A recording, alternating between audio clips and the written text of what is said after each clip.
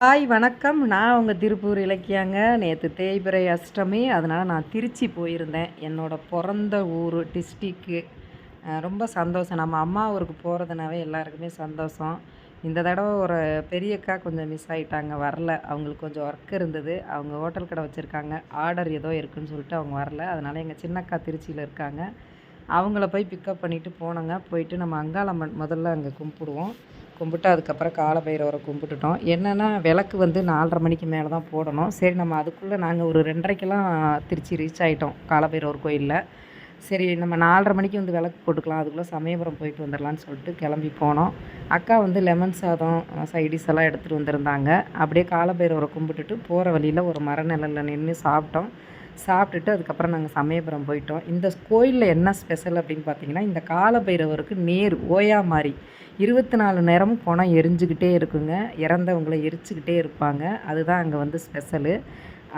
ரொம்ப ரொம்ப சக்தி வாய்ந்தது அந்த காலபைரவர். நமக்கு இருக்கிற கெட்ட சக்திகள் எதுவாக இருந்தாலும் அங்கே போயிட்டு வந்தால் நமக்கு எல்லாமே மாறிடுங்க. நமக்கு நல்ல கை காலெல்லாம் நல்லா இருக்கும்.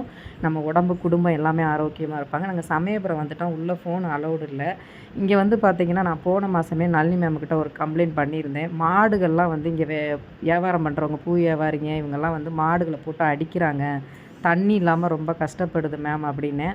அவங்க வந்து நிர்வாகத்தோட நம்பர் கேட்டிருந்தாங்க. இன்றைக்கி நான் ட்ரை பண்ணேன், கிடைக்கல. எப்படியோ ஒரு வழியாக வந்து பார்த்திங்கன்னா, நான் வந்து அந்த நிர்வாக நம்பர் வாங்கி நம்ம நளினி மேம்கிட்ட வந்து கொடுத்துட்டேன். அவங்க வந்து நான் இதை ஃபாலோ பண்ணுறேன்னு சொல்லியிருக்காங்க. கண்டிப்பாக இந்த மாடுகளுக்கு, அங்கே இருக்கிற ஆடு மாடுகளுக்கு தண்ணி, உணவு இந்த வெயில் காலத்தில் கிடைக்கிறதுக்காக தான் நான் கோரிக்கை வச்சுருக்கேன். கண்டிப்பாக என்னோடய கோரிக்கை நிறைவேறணும்னு சமயபுரம் அம்மாட்ட வேண்டிட்டு லேட் ஆயிடுச்சுங்க. நாங்கள் அங்கேயே கோயிலே லேட் ஆயிடுச்சு.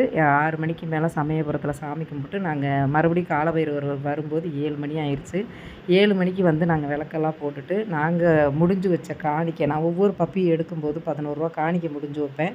அந்த காணிக்கைகளை கொடுத்தேன். நம்ம நாமக்கல் ரம்யா வந்து ஒரு காணிக்கை கொடுத்து விட்டாங்க. அதையும் கொண்டு போய் கொடுத்துட்டு நல்லபடியாக சாமி கும்பிட்டுட்டு வந்துட்டேங்க. இந்த சக்தி வாய்ந்த கோயிலுக்கு போகிறது ரொம்ப ரொம்ப நல்லதுங்க. அடிக்கடி உடம்பு சரியில்லாத போகிறவங்க, தொழில் பண்ணுறவங்க, ரொம்ப கஷ்டத்தில் இருக்கவங்க, எதிரிகள் தொல்லை அதிகமாக இருக்கிறவங்க, நம்ம எதுலேயுமே முன்னேற முடியாமல் இருந்து கஷ்டப்படுறவங்க, இந்த மாதிரி பல பிரச்சனைகளுக்கு வந்து இந்த கோயிலுக்கு போயிட்டு வந்தால் தீர்வு கிடைக்குங்க.